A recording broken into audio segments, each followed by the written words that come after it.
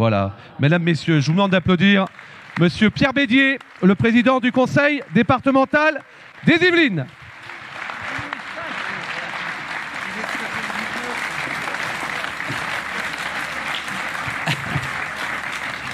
Sacré Karl, sacré Karl.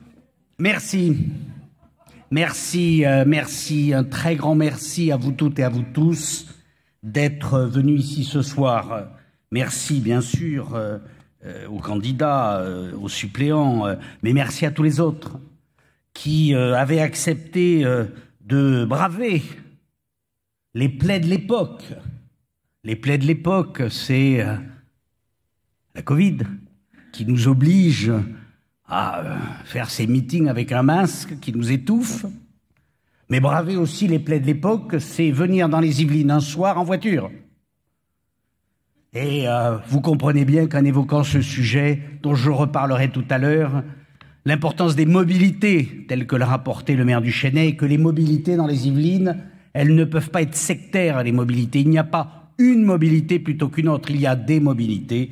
La voiture en fait partie, en tout cas en plus à Poissy, qui est un berceau de l'industrie automobile, et Poissy, donc, dont le maire nous accueille ici et que je veux remercier également d'avoir accepté d'animer notre soirée. Merci d'avoir bravé le Covid, merci d'avoir bravé la circulation, merci à celles et ceux qui nous regardent, qui le font parce qu'ils ont une haute idée citoyenne, et je veux vraiment les en féliciter, leur dire combien c'est réconfortant pour nous engagés de savoir que nous ne sommes pas quelques centaines un soir à nous intéresser, mais nous sommes plusieurs milliers. Merci aussi à eux de partager ainsi avec nous l'amour des Yvelines.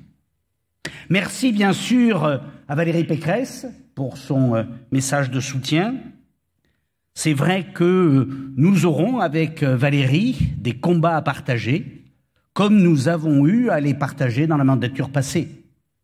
Combat pour faire que la métropole parisienne, la nécessaire métropole parisienne, ne soit pas la métropole d'un noyau riche qui rejetterait une périphérie moins riche. Nous n'accepterons jamais que les Yvelines, pas plus d'ailleurs que le Val d'Oise, que l'Essonne, que la Seine-et-Marne, soient considérées comme on les considérait autrefois avec mépris, quand on appelait ça la banlieue. Nous faisons partie de la métropole parisienne et nous entendons y tenir toute notre place et nous sommes certains que Valérie Pécresse nous aidera dans ce combat, ce dont aussi je la remercie. Merci, merci également à Gérard, merci à Gérard Larcher. Karl m'a déjà traité de vieux, bon, ok. En plus, Babette, en te mettant dans le coup. Ce qui est quand même totalement déloyal, alors que toi, je sais que tu m'aimes. Enfin, je peux pas trop dire que tu m'aimes parce que ton mari est à côté et je voudrais pas que ça finisse mal. Mais il a aussi allumé Gérard en rappelant qu'en 1989, Gérard était déjà un homme important. Bon, enfin, il nous rappelle à nos devoirs. Mais je veux dire qu'effectivement, avec Gérard, nous militons. C'est un verbe qui tente à disparaître. Nous militons depuis longtemps ensemble. Parce qu'avec Gérard, nous avons partagé le combat des Yvelines, parce que nous avons toujours défendu ce département, défendu ses habitants. Nous avons aussi à le remercier pour le combat qu'il mène et pour lequel nous le soutenons à la présidence du Sénat, pour faire que les réformes institutionnelles et plus généralement les politiques publiques ne soient pas éloignées des réalités du terrain. Et tout à l'heure, un des orateurs a évoqué la disparition des départements. On a quand même eu droit en 5 ans à des annonces en règle, entre un Premier ministre qui était monté à la tribune pour nous annoncer que c'était fini, un projet gouvernemental de fusion de départements en attendant que d'autres disparaissent. Gérard et le Sénat ont toujours été là pour rappeler cette évidence, c'est que si le département a 2 siècles, c'est parce qu'il est indispensable à l'autre institution qui a 2 siècles et qui est le fondement de la démocratie française, qui est la commune. Et donc je veux là aussi dire à Gérard combien j'ai toujours apprécié son soutien, et c'est vrai que nous avons en partage un engagement qui n'est pas idéologique, mais qui est politique, qui est une certaine idée de la France, une certaine idée de l'homme. Nous appelons ça le gaullisme. Alors, pour les plus jeunes, c'est des images en noir et blanc. Pour Gérard, pour moi et sans doute pour d'autres dans la salle, eh bien, ce sont des émotions, des convictions et en tout cas un engagement de toujours. Merci à toi, Gérard. Alors,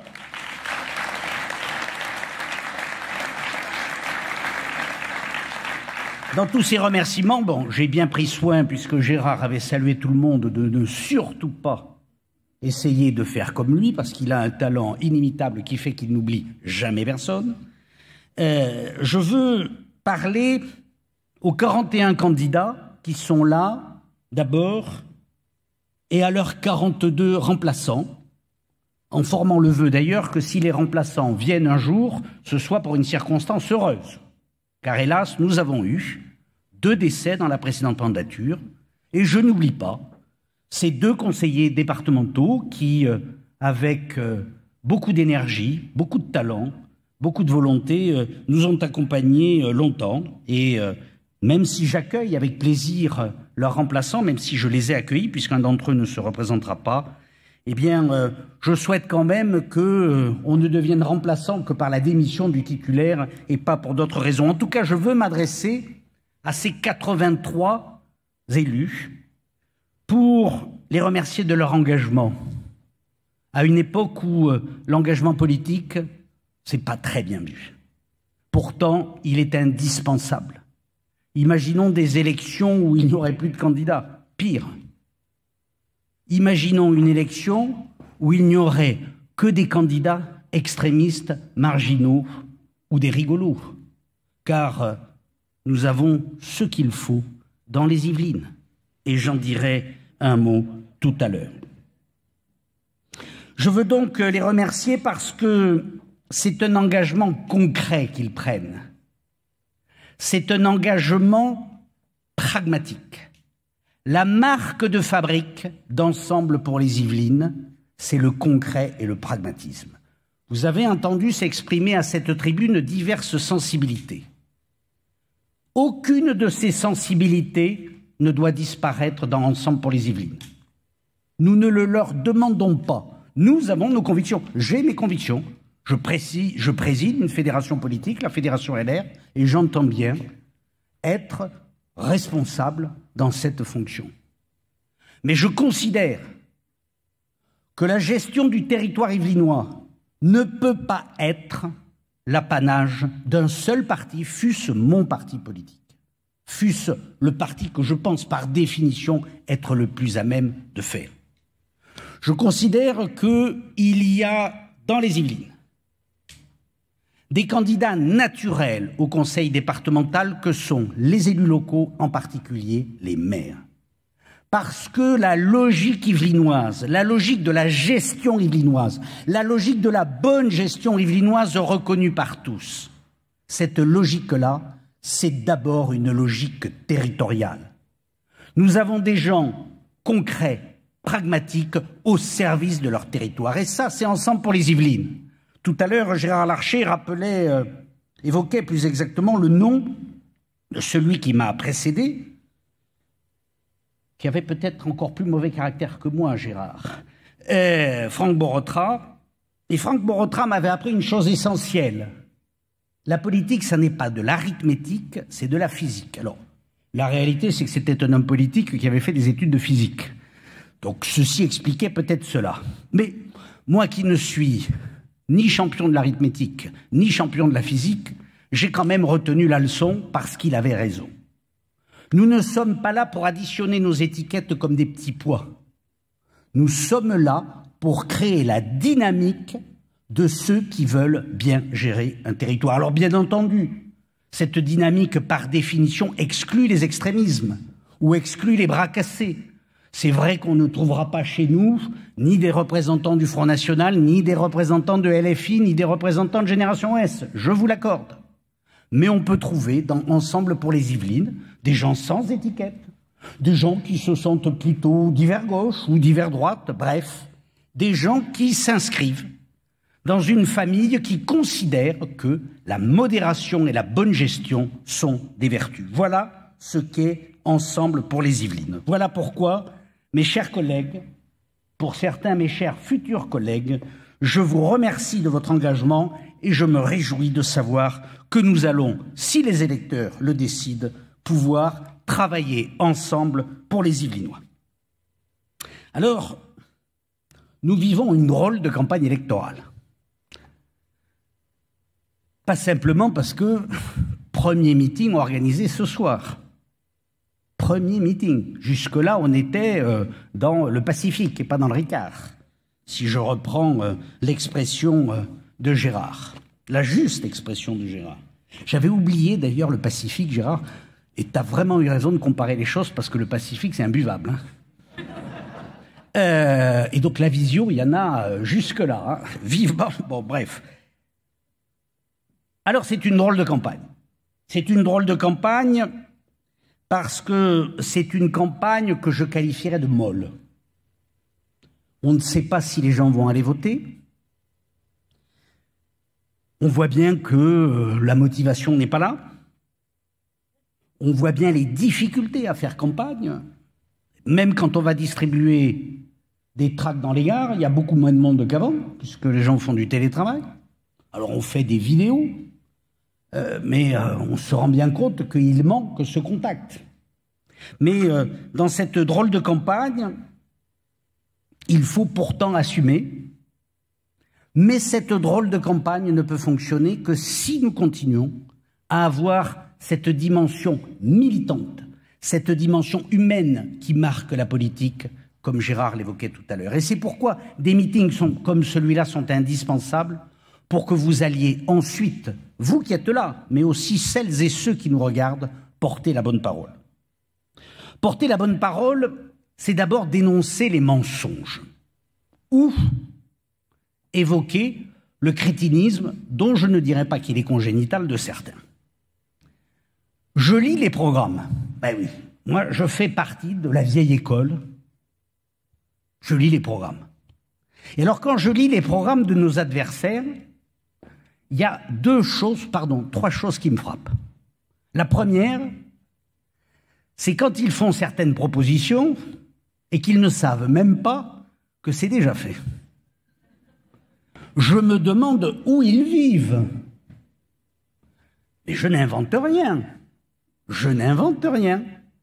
Proposition d'un candidat de gauche. Il faut que le département aide les jeunes à financer leur permis de conduire. Ça fait 15 ans qu'on le fait. Alors, il y en a d'autres, à l'extrême droite. Il faudrait, à l'extrême droite, qu'il y ait de la vidéosurveillance dans les collèges. Ça fait 2 ans que nous avons mis de la vidéosurveillance devant les collèges grâce justement à la numérisation sur l'ensemble du département. Celui d'extrême droite, mon cher Patrick Stefanini, qui vous dit ça, il faut d'abord savoir qui c'est. C'est le pigeon voyageur électoral des Yvelines. Il est une fois candidat à Mantes-la-Ville, où il a été premier adjoint. Depuis, on a quand même beaucoup gagné au change. Vous pouvez applaudir Nathalie Pereira, qui est mon binôme. Il a été candidat contre Philippe Bennassaya dans la circonscription législative de Trappes. Philippe, d'ailleurs, en a fait qu'une bouchée. Merci Philippe, vous pouvez l'applaudir. Et il est candidat maintenant contre Patrick Stefanini, dans le canton de Bonnières. Patrick Stefanini et Josette Jean, bien entendu. Pardon, Josette. Oula, la pâtisserie. Si j'oublie Josette. Et alors, ce garçon a une caractéristique, c'est vrai que c'est un expert en vidéosurveillance. Ah oui, c'est un expert. Il a inventé la vidéosurveillance fictive. À Mantes-la-Ville, le maire de Mantes-la-Ville est là. Alors d'abord, c'était une ambiance un peu spéciale à Mantes-la-Ville, hein, puisque dans le bureau du maire, quand il est arrivé, le nouveau maire, il y avait rien, un bureau, un tiroir. Dans le tiroir, du gaz lacrymogène, vous savez, une bombe de gaz lacrymogène et un indice de police, un insigne de police. Bureau d'un maire. Mesdames et messieurs les maires appréciés. Mais surtout, le nouveau maire de Mantes-la-Ville a découvert que la municipalité Front National avait mis des caméras partout. mais partout dans la ville, ça on le savait, pour améliorer la sécurité des gens. Ils n'avaient juste pas pensé à un truc, c'est qu'il fallait un central pour pouvoir regarder les images des caméras. Ça, ils n'y avaient pas pensé. Bon, faut pas leur en vouloir, ils peuvent pas penser à tout. Ils sont comme ça. Bon, bref, je vous disais combien, en lisant les programmes, je suis parfois effaré de ce qu'on propose. Puis c'est pas tout. À gauche encore, on nous dit, nous ferons le RSA jeune. C'est pas de domaine de compétence de décider s'il faut faire le RSA jeune des départements. C'est à la loi de le décider. C'est aux parlementaires. C'est une ânerie de mon point de vue. J'y suis hostile, mais en tout cas, de toute façon, même si nous étions favorables, nous ne pourrions pas le faire. Et donc, si demain, c'était une autre majorité, eh bien, il n'y aurait pas de RSA jeune, pas plus d'ailleurs qu'il n'y aurait plus de sécurité dans les collèges, comme le Front National veut le faire croire. Car, quel est le problème majeur de nos adversaires politiques et quel est leur mensonge majeur? C'est qu'ils font comme s'ils pouvaient prendre la majorité. Quelle majorité? Ils vont faire une coalition Front National, LFI, Génération S, Parti socialiste, écologiste, dans un département où, sur 21 sièges ont été gagnés par la majorité sortante la dernière fois. Est-ce que vous avez lu quelque part, est-ce que même l'Humanité, ou je ne sais quel journal, a dit « Oh, les Yvelines, danger, une autre majorité pourrait arriver ». La réponse est bien entendu non. Pourquoi je veux insister sur ce point? C'est que les promesses qui sont faites par les adversaires de nos 42 candidats et donc de nos 21 cantons. Ces promesses, comme on dit dans le Midi, dont je suis originaire, sont à minima des galéjades, à maxima des couillonnades. Ça n'existe pas. C'est de la trappe-nigo. C'est de la trappe-nigo électorale qu'il faut dénoncer, car ça n'est pas du niveau d'un débat démocratique. La seule réalité, le seul programme, parce qu'il est concret, pragmatique et parce qu'il est l'expression des territoires, c'est le programme d'Ensemble pour les Yvelines, c'est le programme dont je vais maintenant brièvement vous parler. Ce programme, mes amis, il s'appuie d'abord sur notre bilan. Notre bilan, c'est celui de la solidarité territoriale. Il n'y a jamais eu autant de solidarité territoriale dans les Yvelines. Je lisais aussi qu'un candidat maire dans l'ouest du département expliquait qu'il était temps qu'il y ait plus d'égalité entre les territoires ruraux et les territoires urbains. Pour les ruraux qui sont là, allez expliquer à ce maire rural que s'il y a égalité, les territoires ruraux perdront, car les Yvelines donnent plus par habitant aux territoires ruraux, et c'est normal. Et nous le défendrons avec force. C'est la même logique que celle du Sénat et de la représentation sénatoriale. On ne se contente pas de représenter les territoires à travers leurs habitants. On représente aussi les territoires pour leur dimension, pour ce qu'ils sont, pour ce qu'ils ont été, pour ce qu'ils seront.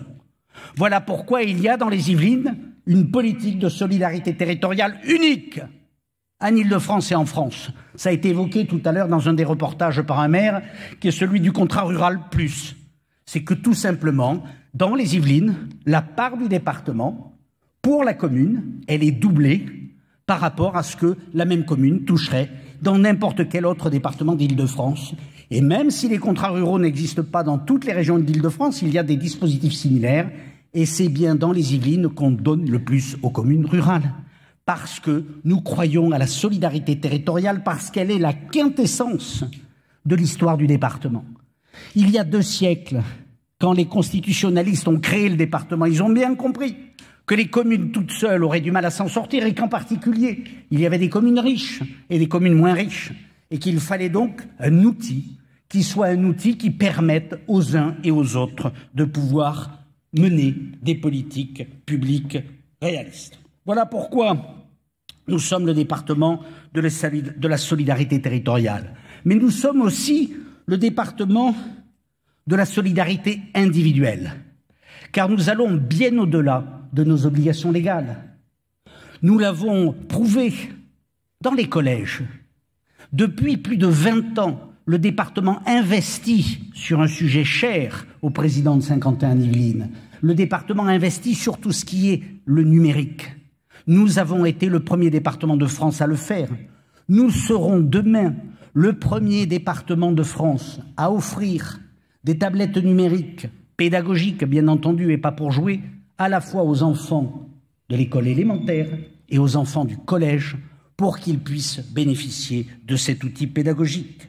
Tout ça, mes amis, et c'est notre bilan, nous l'avons fait avec une fiscalité modérée. Je sais, et je veux évoquer ce sujet, que certains ont voulu utiliser, ça n'a pas tellement pris, mais ça a existé, la hausse d'impôts que nous avons dû faire en début de mandat. Et je ne vais pas m'échapper devant vous ce soir. Oui, nous avons fortement augmenté les impôts. Parce que tout simplement, l'État nous a supprimé la dotation globale de fonctionnement. Plus exactement, il l'a réduite de 90%. Imaginez, vous êtes salarié dans une entreprise. Votre patron vous dit, vous avez 90% de revenus de moins. Qu'est-ce que vous faites? Soit vous ne restez pas, bon, vous pouvez démissionner, soit tout simplement vous prenez un boulot à côté. Parce que si vous avez besoin des 10%, vous resterez. Mais en tout cas, vous bougez. Qu'est-ce que nous avons décidé de faire? Nous avons décidé d'augmenter les impôts, de rendre ensuite une partie de cette augmentation d'impôts. Nous avons commencé à le faire en abaissant la fiscalité l'année dernière. Nous n'avons pas pu aller plus loin puisqu'entre-temps, on nous a enlevé cet impôt. Sinon, nous serions allés plus loin. Et que cette augmentation de fiscalité, elle a été accompagnée d'économies très fortes pour faire que le département, in fine, qui était le 5e département le moins fiscalisé de France, il y a 6 ans, 5e département le moins fiscalisé de France, est aujourd'hui le 4e département le moins fiscalisé de France. C'est-à-dire que malgré cette hausse, nous restons un département faiblement fiscalisé. Pourquoi? Parce que nous maîtrisons nos dépenses, ce qu'on appelle les dépenses de fonctionnement. Les élus savent, le grand public un peu moins. Les dépenses de fonctionnement, c'est les frais généraux. C'est les frais généraux qui, dans une entreprise, la coulent, qui sont le péril de l'activité économique. Eh bien, dans le département des Yvelines, les frais généraux les plus faibles de France. Et nous avons ainsi l'investissement le plus fort de France. Et ça, c'est une caractéristique fondamentale de ce département. J'en ai hérité. J'en ai hérité, c'était la politique de Franck Borotra, et j'ai bien l'intention de faire que mon successeur, un jour, je vous rassure, dans 30 ou 40 ans, un jour, mon successeur en héritera. Et nous sommes aussi un département qui maîtrise sa dette, puisque la dette des Yvelinois, ou plus exactement la dette du département des Yvelines, peut être remboursée en 2 ans et 3 mois, ce qui fait que tous les experts vous le diront, c'est un ratio absolument exceptionnel. Donc nous nous appuyons sur ce bilan de bonne santé, pour porter un projet, ça vous a été dit dans les films, je vais le rappeler rapidement, un projet d'innovation permanente au service du contrôle des dépenses et au service de leur optimisation. Nous croyons profondément, c'est notre marque de fabrique, qu'on ne peut plus gérer nos collectivités comme on les gérait il y a 10, 20, 30, 40 ans. Il faut nous appuyer sur les progrès de la science, en particulier la numérisation. Et il faut impérativement imaginer aussi d'autres systèmes administratifs. Nous avons imaginé, vous en avez eu des extraits, mais plein de systèmes administratifs, dont un qu'on verra beaucoup dans la mandature prochaine, qui est ce système de compensation environnementale à travers un GIP, qui permettra de porter vos projets. Car vous verrez, mesdames et messieurs les maires qui sont là, qu'on vous demandera des compensations environnementales et qu'il vous faudra un outil de compensation environnementale et que le département vous l'apportera. Bref, l'innovation sera le cœur de la machine. L'innovation sera le cœur de la machine pour préparer l'avenir. Préparer l'avenir, je l'ai déjà dit et je ne le répéterai pas, c'est de privilégier l'investissement. Préparer l'avenir, c'est aussi choisir systématiquement le long terme sur la satisfaction du court terme. Et je veux vraiment insister là-dessus parce que je pense qu'une campagne électorale doit aussi être un moment pour dire des vérités et qu'il n'y ait pas d'ambiguïté parce qu'après, ces ambiguïtés peuvent créer pendant la durée du mandat bien des difficultés. Nous continuerons, quoi qu'il arrive, à privilégier l'investissement. Et si nous continuons à privilégier l'investissement, ça veut dire que nous ne pourrons pas ouvrir la machine à distribuer les subventions. La machine à distribuer les subventions, que ce soit aux communes, aux festivals, aux associations, je reconnais que ça ferait du bien à tout le monde qu'on l'ouvre. Parce que je reconnais qu'il y a de plus en plus de difficultés, les communes elles-mêmes tirent la langue, que les festivaliers tirent, enfin pas les festivaliers, mais les organisateurs de festivals tirent aussi eux-mêmes la langue. Mais si nous nous cédons, il n'y aura plus aucune structure qui puisse vous aider sur l'investissement. J'ai eu l'honneur d'être conseiller régional en 1992. En 1992, le budget de la région Île-de-France, c'était 1/3 de fonctionnement, 2/3 d'investissement. Je peux vous dire que ça subventionnait à tour de bras. En 2015, à l'arrivée de Valérie Pécresse, le budget de fonctionnement de la région Île-de-France, c'est les 2/3 du budget, l'investissement c'est 1/3. Moralité, l'Île-de-France a pris beaucoup de retard. Quand votre train est en retard, quand votre train est en panne, ne pensez pas que c'est la faute de Valérie Pécresse ou de la majorité régionale aujourd'hui. Les responsables, c'est ceux qui, depuis 20 ans, parce qu'ils ont privilégié le fonctionnement, ont fait que l'Île-de-France a pris du retard en investissement. Et que quand vous n'investissez pas dans des infrastructures, dans du matériel, eh bien, vous vous retrouvez avec un système qui se met à battre de l'aile. Voilà pourquoi les Yvelines veulent rester ceux qui investissent sur le long terme et qui aideront les communes à investir sur le long terme. C'est vital. Sinon, mes chers amis, soit nos communes, nos territoires déclineront parce qu'on ne pourra plus rien faire, pas de nouveautés, mais même pas d'entretien. Et nous aurons aussi les plus grandes difficultés avec la fiscalité. Car vous serez obligés, les maires, d'augmenter fortement la fiscalité puisque le département ne pourrait plus vous aider. Voilà pourquoi nous serons, et j'en suis désolé par avance, c'est pas très sexy de dire ces choses-là, mais je crois que se dire la vérité est indispensable. Nous continuerons de privilégier l'investissement. Et enfin, nous voulons mieux protéger les Yvelinois par l'innovation qui est notre moteur, qui nous permet donc de privilégier l'avenir par l'investissement. Eh bien, nous voulons mieux protéger les Yvelinois. Protéger les Yvelinois, c'est les protéger de la mauvaise gestion. Une commune mal gérée, ce sont des hausses d'impôts à n'en plus finir et des baisses de qualité de service. Un département mal géré, ce serait la même histoire. Nous voulons aussi mieux protéger les Yvelinois pour que leur cadre de vie reste ce cadre de vie exceptionnel. Ce cadre de vie qui fait que je n'entends pas qu'on ait envie de quitter les Yvelines, j'entends plutôt des gens malheureux de quitter les Yvelines, et je n'entends pas des gens me dire « Oh, jamais j'irai dans les Yvelines », j'entends plutôt des gens me dire « Ah, qu'est-ce que j'aimerais bien vivre dans les Yvelines ».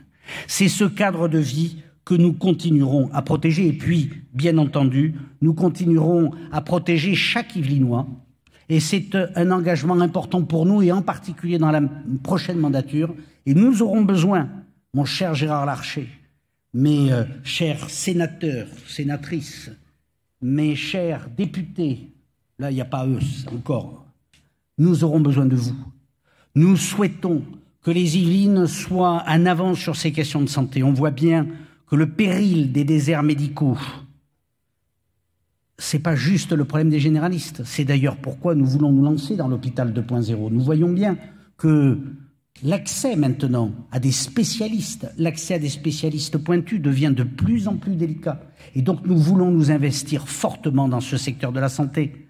S'investir dans ce secteur de la santé, ça peut être, mesdames et messieurs les parlementaires, confier au département rapidement la médecine scolaire. La médecine scolaire, ça n'existe plus. C'est ça la réalité. Il n'y a plus de médecine scolaire. Il faut la recréer. On nous a bien confié la PMI, c'est-à-dire les petits-enfants, les bébés. Confions-nous les enfants, les adolescents et les jeunes adultes. Et aidons-nous à faire que la départementalisation des politiques de santé permette de mieux protéger les Yvelinois. Et en tous les cas, je vous le dis avec toute la force de mes convictions. C'est un objectif majeur pour nous. Voilà ce que, succinctement, quand on parle des Yvelines, je pourrais en parler bien trop longuement et vous lasser, d'autant qu'il fait vraiment très très chaud. Voilà pourquoi, maintenant, mes chers amis, je veux conclure. Je veux conclure en vous disant que les Yvelines que nous avons la chance d'habiter, que les élus qui sont là ont la chance de servir. Ces Yvelines, c'est de mon point de vue une mini-France. C'est une mini-France par la diversité de ses paysages. C'est une mini-France par la diversité de ses populations, des milieux sociaux, des origines. C'est aussi une mini-France par la diversité de son économie, de l'agriculture à la start-up la plus high-tech. Les Yvelines, c'est une mini-France aussi parce que c'est un département, comme on dit aujourd'hui, chargé d'histoire. C'est un département dont bien des villes sont villes royales ou villes impériales ou villes marquées par des événements historiques exceptionnels. Les Yvelines, cette mini-France, ça n'est pas le fruit du hasard. Ce sont des femmes et des hommes qui ont créé ce territoire. Ce sont l'intelligence, la volonté de ces femmes et de ces hommes qui ont ici aménagé une ferme, ici construit une ville, ici rénové un bourg, ici planté une forêt. Ils ont fait les Yvelines. Ces femmes et ces hommes, aujourd'hui, vous êtes leurs descendants. Ces femmes et ces hommes nous obligent. Ils nous obligent à conserver à ce territoire cette beauté, cette générosité, à conférer à ce territoire tout ce qu'il mérite pour celles et ceux qui nous succéderont. C'est en tout cas l'esprit qui nous anime. L'esprit d'ensemble pour les Yvelines, c'est un esprit de dévouement à l'intérêt général, parce que nous croyons que l'intérêt général est le fondement de la République. Nous croyons que dans les Yvelines, dans ces Yvelines que nous adorons, c'est par l'intérêt général et par la passion que nous continuerons à faire que ce département est le plus beau département de France et que ce département sera, j'en suis sûr, le 27 juin, grâce à vous, grâce à nous, ce département sera toujours le mieux géré de France. Vive les Yvelines et vive la France!